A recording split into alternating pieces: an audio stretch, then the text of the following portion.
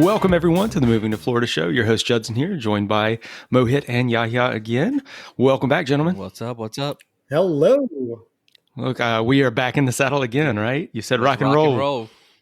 So we've got a plethora of finance and mortgage topics to discuss today. Man, let's just get right into it. What are we talking about, gentlemen? Man, I love this, man. This is such a passionate place to be in. Like, it's like, honestly, it's fun. It's fun to be back. It is fun to be back. It is. And honestly, it's all thanks to you, all of our listeners. Thank you again so much for your support. It's because of you guys, we really feel the accountability here when we don't do this, because like, man, we have to go out there and inform our audience and share this information so they can benefit and not be, I would say, impacted by the fear-mongering media that just misinforms everybody. Let's do it. Let's do it. I know you have some KPI reports to. I want to make this as fun as possible, CPI, man, because it's CPI reports. It's such a dry thing, man. And it's like, how do I make? Let's make it fun. Let's not make it boring. Let's do it.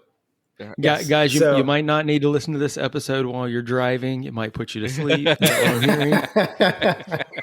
No, we're not going to put you to sleep. No, it's not that boring, man. Come on, but it is. So, folks, it is very important, though. I think in one thing I will say is today we are living in the age of attention, and I love what Judson said here, because in the past we used to live in the age of information, and it was hard to find. Today we have the opposite problem.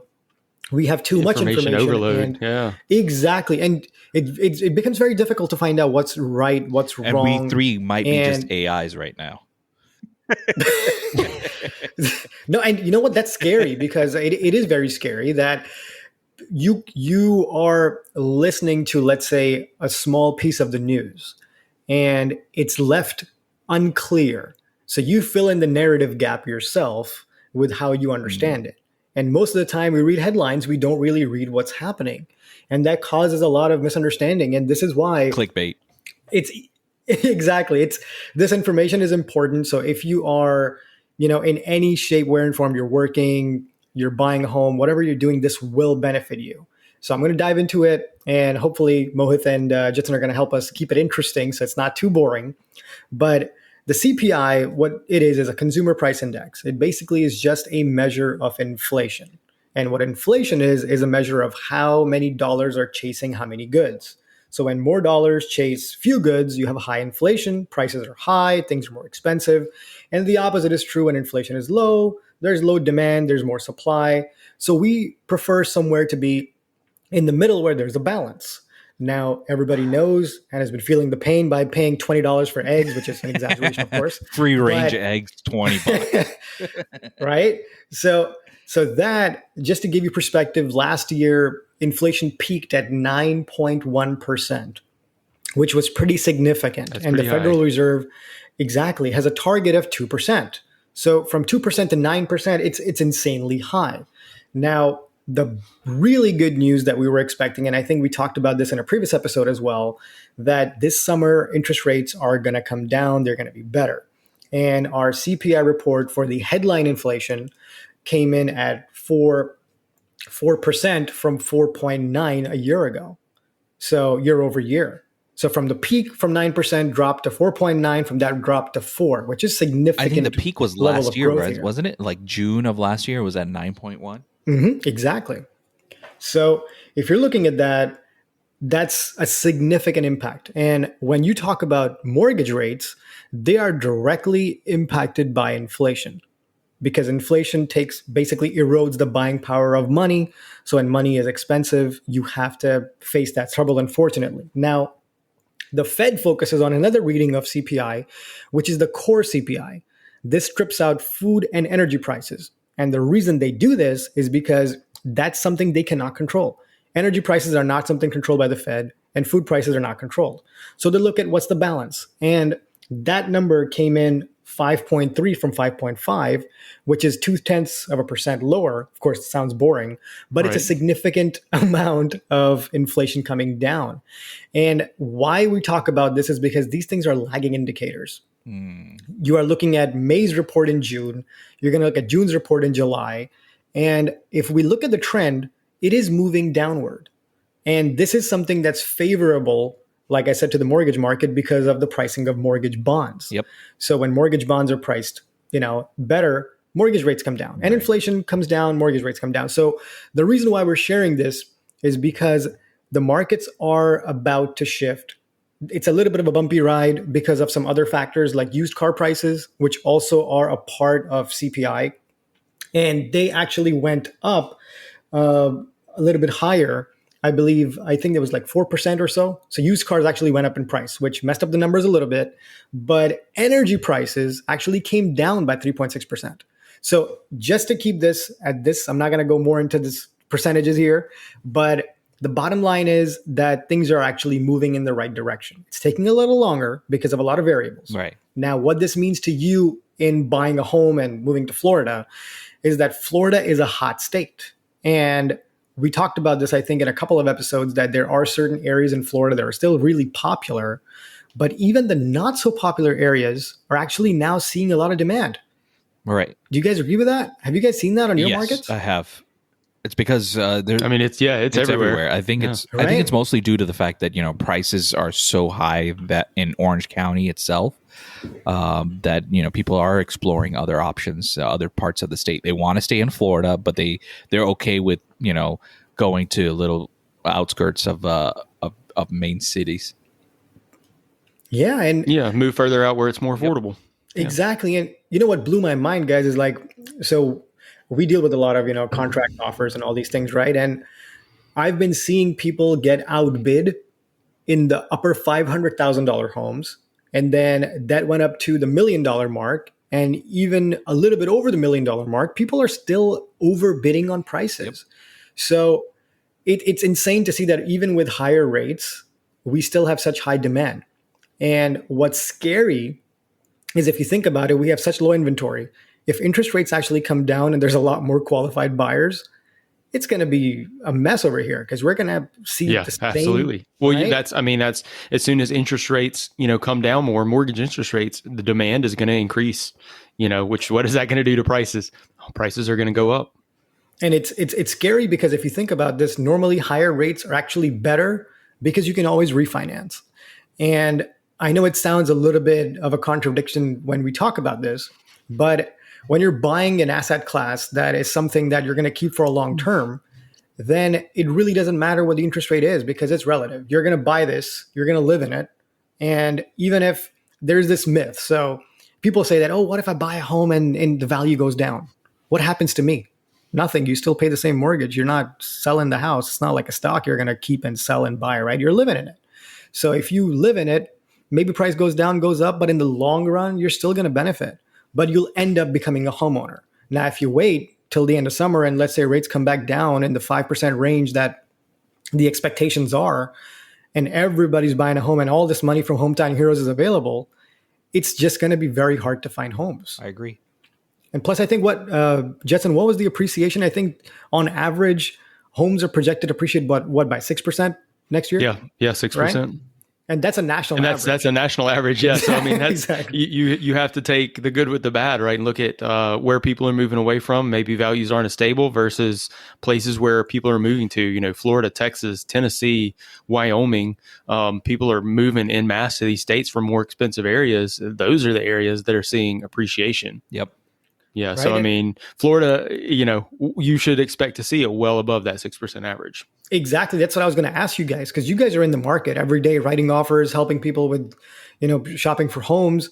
What are you seeing in the Central Florida area in terms of appreciation? We're still seeing a gradual appreciation. I mean, we did see a little bit of slowdown earlier this year and late last year, but I think it's back to a more consistent. Back to quote unquote normal. Quote unquote normal. Right? It's back to normal. I'll tell you, when you were talking about multiple offer situations and all of that, anything across Orlando, anywhere in Orlando, under 350,000, if it's not a piece of crap, it's going to get multiple offers. It's going to go over asking price. I've had clients $20,000 over asking, not get the home. But then even in those higher price points, like you mentioned, I have a client right now shopping $750,000 to $1 million purchase price, and he does not want to go over the asking price. We've lost out on 3 offers in the last few weeks. because they all went over the asking price. And I think this is important information to share because it's, a lot of times it's very hard to differentiate if somebody's just trying to sell you a property or if they're really trying to help you. And I think when you really objectively identify this, if you look at numbers and math, it will not lie to you. And if you historically look at this and just randomly walk up to someone who bought a home in the last 5 years and ask them, are you upset that you bought a home? I'm pretty sure I could tell you nobody will tell you they're upset because today, I believe the numbers are, correct me if I'm wrong, Judson, because you're good in these things. I think the average amount of equity in homes is 48% or more higher. That's a crazy number. Yeah. I'm not sure exactly what it is, but I have seen a stat that was something like that. Yeah. So just think about that, like 48% equity or higher, I think, or something like that. But that's a lot of money to have. And that's money that you can use to even solve problems. And I think, one thing I will add as a surprise in here, because I think people need to know this, is the recent debt ceiling discussion that actually came up. And that actually impacted interest rates as well a little bit because it, showed a little bit of instability in the economy and it caused rates to go high temporarily. But if we look at how that's impacting us today, and Mohit, I'm sure you would know this, that a debt ceiling has to be increased. Why? Because we have more debt, consumer debt. Right. And that's because people are spending more money on credit cards. And we talked about this before, that we don't have an average of, I would say, less than $10,000 savings in most people's accounts nationally. So if credit card debt is that high, and most people are thinking, hey, I have a 3% interest rate and I'm going to keep this. But on the other end, you have credit card debt and you're paying 25, 30, 29% interest on a minimum payment per month. If you take the average of all the interest rates, including your mortgage, I can bet you're paying a lot more than 10% there. Oh, yeah. And the reason why, again, owning a home, if let's say something happened, extenuating circumstances, and you had to incur this debt to do something or make major repairs or whatever in your house, and now you're sitting and thinking what to do, you can actually refinance.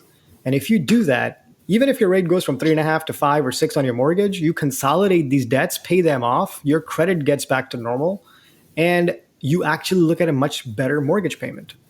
So at the end of it all, it's really just numbers. So I think, looking at homeownership right now, it's absolutely important to talk to a good realtor because they could really tell you what a comparative market analysis looks like on a home, which is, in my eyes, I'll respect that a lot here, guys, because I'll tell you, it's a true art to do that.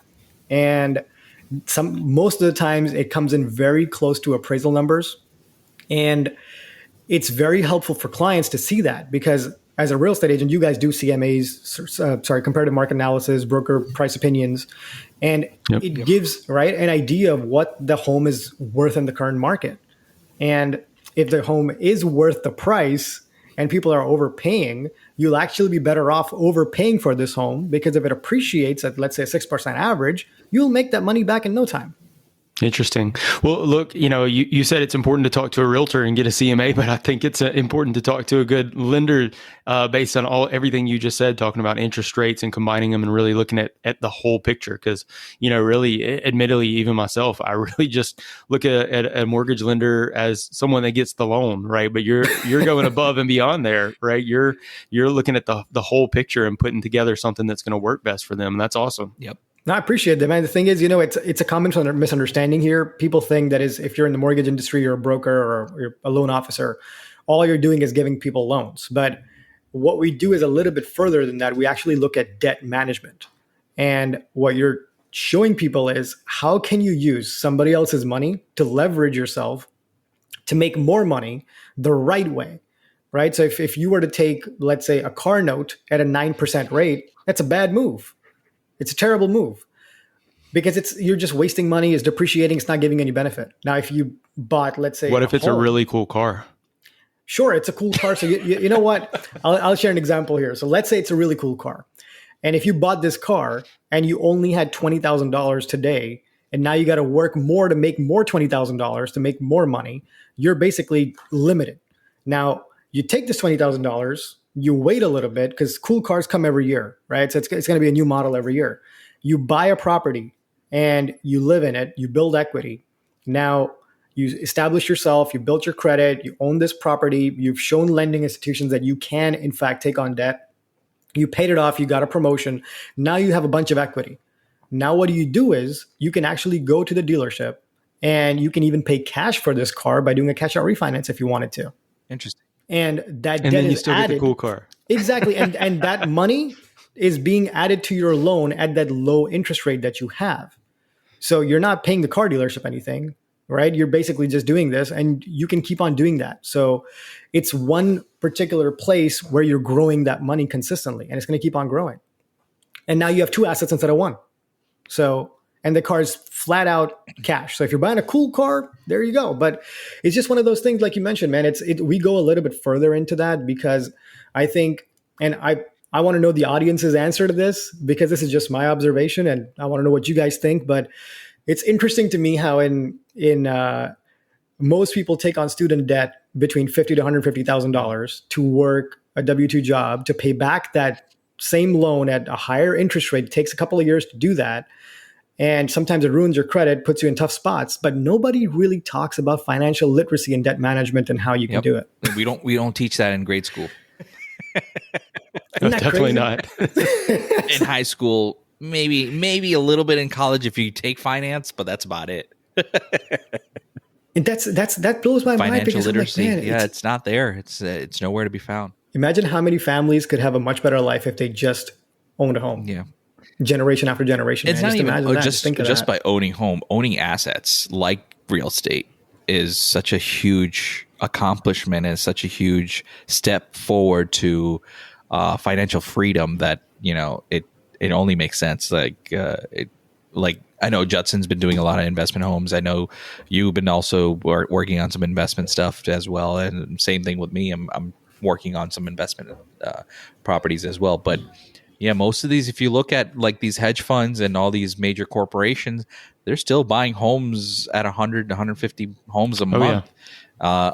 And they're doing it for a reason. They're not buying and flipping them. They're buying and holding them because they know rent values are going to go up, and people with that type of knowledge will end up renting and not purchasing on their own.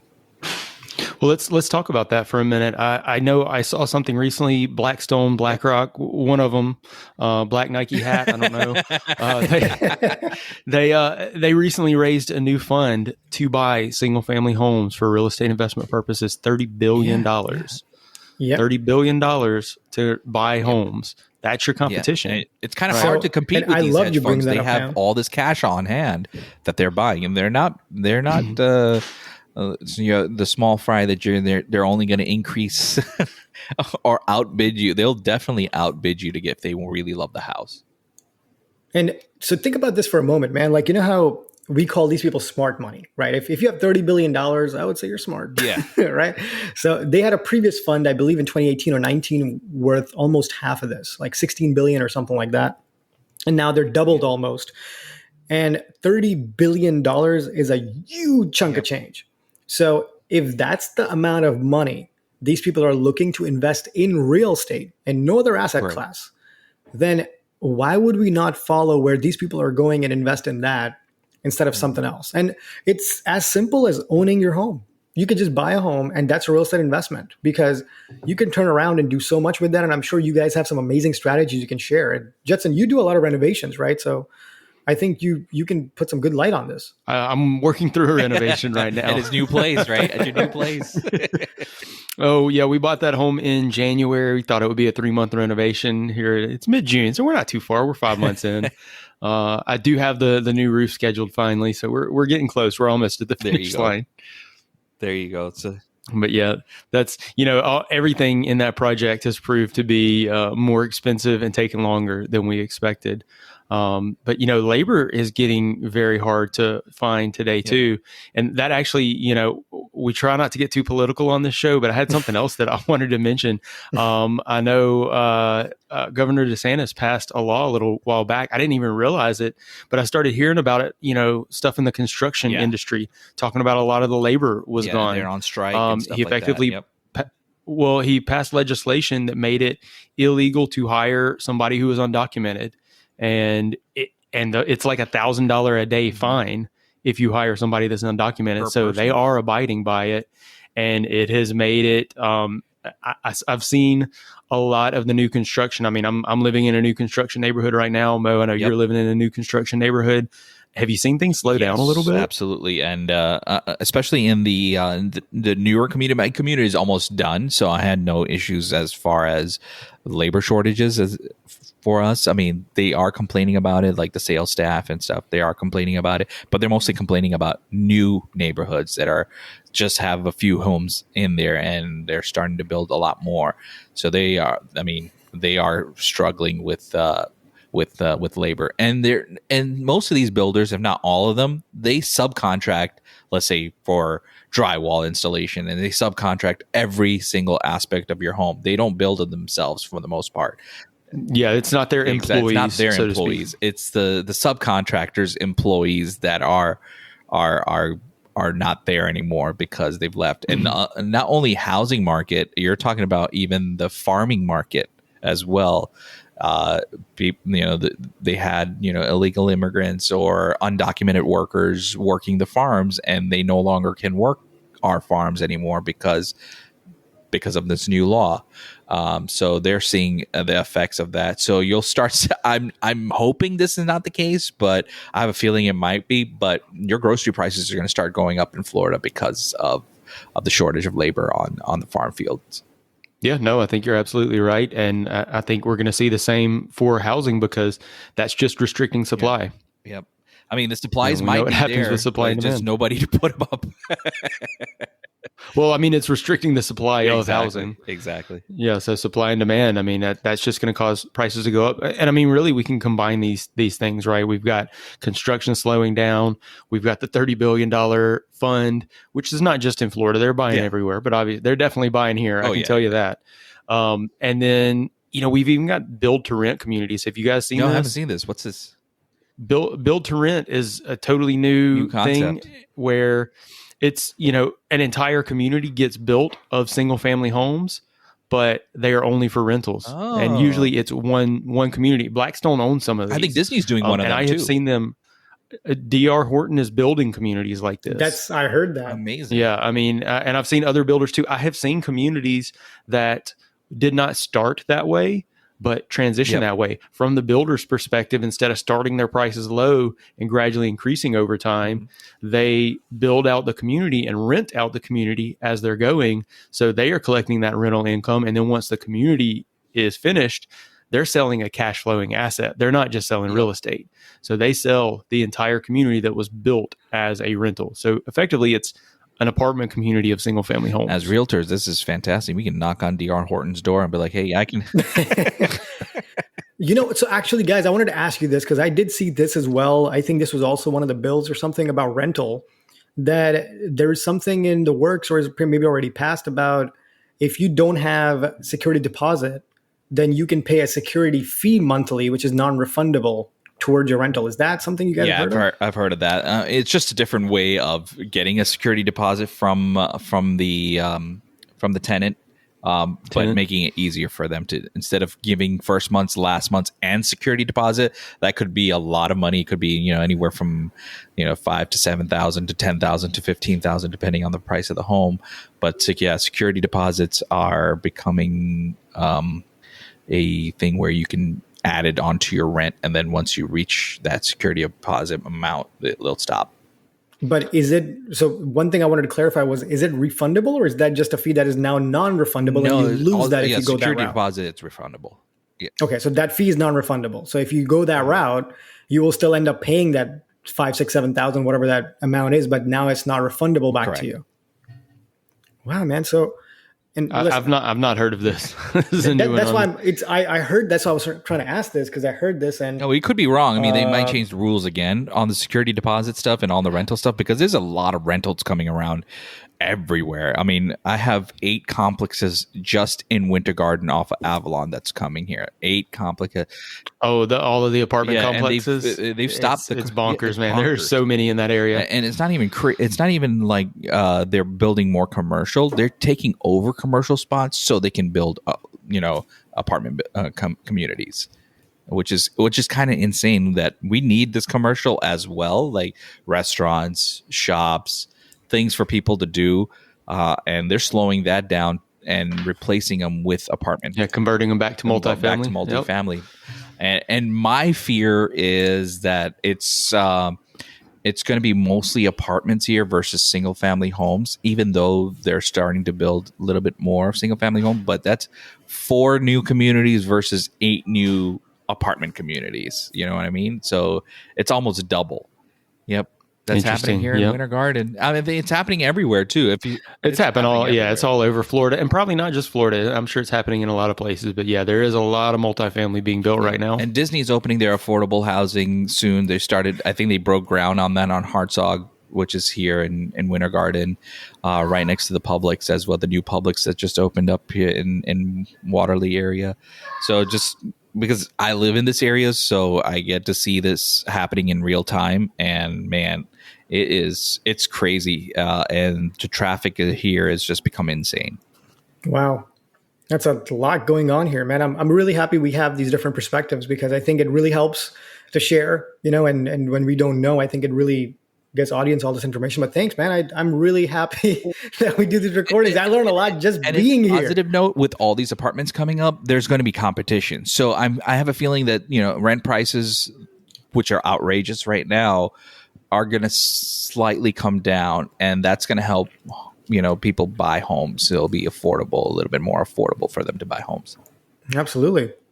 I guess we shall see. Only time will tell, right? But we are expecting at least 6% appreciation here in Florida, right? Because we are on the growth side of things. Yeah, no, I think it's fantastic. But what blew my mind just now, Mohit, you said that even for rentals, first months, last months, and all these things can add up to like $5,000, $7,000, $10,000. Man, if I'm in that position, I'd rather go and buy a home and borrow this money from Hometown Heroes right now. Exactly. I'm not trying to be like have more home buying pro here, room with purchasing a home versus renting. Because hey, if that apartment complex says, hey, we need first, last, and security, you're talking about an average of $2,000, and you're talking about $6,000 upfront. And not a lot of people have $6,000 just to give up front or break their savings account or whatever. And so just so I understand this, because of course I don't do rentals, but as far as I know, to my limited knowledge in this, when you're qualifying somebody for a rental, they still ask for your income to be 3 times the rent. Correct. Your credit score has to be like 600 or 650 or something like that. Well, it depends on landlord to landlord, but I'll talk about my example. We 640 minimum credit score, 3 times the amount of the rent has to be your income, no evictions, no foreclosures, clean background check, and that's basically it. That's the basic minimum. So you're going through a background check. Yes. So yes. Yep, absolutely. Okay. So then when you're buying, we're not doing no background check, of course. Yeah, exactly. If you have a foreclosure, obviously if you have a foreclosure, it's going to be on your credit report. So that's like a background check. Sure. But even, on that, there are exceptions to the rule depending on the kind of foreclosure you've had, or what kind of bankruptcy you've had, if you've gone into that, or if you had a repossession or whatever those things are. There are ways around it, especially if you're a veteran. There are even more ways around it. But just to be very brief on this, if you're asking for 3 times the income, then you're basically saying that your debts have to be 33% max, kind of. Well, right? We don't even look at the debts. We look at just a straight income. So that's of the rental. So the rental is 2,000, income has to be 6,000, basically. Yep. Correct. So we could care less about your debts. When we talk about credit card debts, and right. So if we're talking about debt to income, now I'm just bringing that up because I think it would benefit people to do this themselves. So if you don't want to talk to a lender, here's a quick, really easy exercise to do. If you have access to Credit Karma or anything like that you're looking at your report at, just go in there, look at all your current open accounts that you have, credit cards, outstanding balances, just basic stuff. And then take your minimum monthly payments, because we don't look at the total loan amount that you owe any creditor. Sorry, it's the minimum monthly payment. So if a car payment of $400, add that. If you have a minimum, credit card payment of $300, $200, whatever, add all that, and just basically times that by 45% of your income, and you will see what your total is. From that amount, if you look at a mortgage payment, that's an example of, let's say in your area, a home is worth this much amount of dollars, you can compare what's left. So to make it a little clearer, so I think I confused some people here, but if you make $5,000 and you take 50% of that, that's $2,500. So from $2,500, if you deduct your credit card payment of, let's say, $200, card payment of, let's say, $300, maybe another 2-3 little debts here of another $100, that's $600 from $2,500. Take that out, you're left with $1,900. That's your estimated mortgage payment. So if you're looking to pay around that, and if that's what you're trying to rent, then maybe it's a better idea to buy, because you're able to do that. And if your credit score is above 640, you may be able to get the Hometown Heroes program that we talked about in the last episode. So, it's just something to think about. More options, that you have definitely exactly, you may be able to buy and you don't even know it. So at least give that a chance. If you are looking to rent in Florida, at least give that a try. Say, hey, let's purchase, build your equity. Even if you say, my job requires me to move often, and every year I'm moving from one house to another apartment to another apartment. My brother-in-law started doing, just as an example, he was all about just renting because he's moving so much with his company. And then he finally just said, you know what? With the way the market is, let me just buy something. Even if I move in a year, I can sell my house, make $40,000, $50,000, $60,000 and take it to the next house I purchase, and then so on and so forth, and build, equity. Exactly. Yep. All right. Very good. Well, guys, we're at 30 minutes here. I think we need to wrap it up, but I want to offer a quick summation of what we've talked about today, right? Because it was a lot, as Yahya said. So inflation is coming down a little bit. We're definitely seeing some decreases in inflation, which is in turn causing some decreases in mortgage rates, which is a good thing. But with decreased mortgage rates, we're going to see more demand. We're going to see more people wanting to buy. That paired with other things, we're expecting to see an increase in housing prices. I mean, just like we said earlier, 6% on average nationally. We know a lot of people are moving to Florida, so we're probably going to be above that average. Expect prices to continue to increase. And if you can, if it's at all possible, reach out to Yahya, learn about the Hometown Heroes program, because that's going to give you some down payment assistance, some closing cost assistance, so you can go ahead and buy that home when you move to Florida. There you go. How'd I do? That's fantastic. Good summary. All right, now we want to hear from you. You can reach us on our Moving to Florida show hotline by dropping a voicemail or texting us to 407-900-5859, or drop us a DM on Facebook or Instagram at Moving to Florida Show. And for Twitter, our handle is at Moving to FL Show. If you'd like to connect with us, if you have any questions, or if you need a realtor in Florida, you can reach us at Moving to Florida Show at gmail.com. Be sure to subscribe to the show if you like our content, so that it would automatically download to your device and get you one step closer to moving to Florida.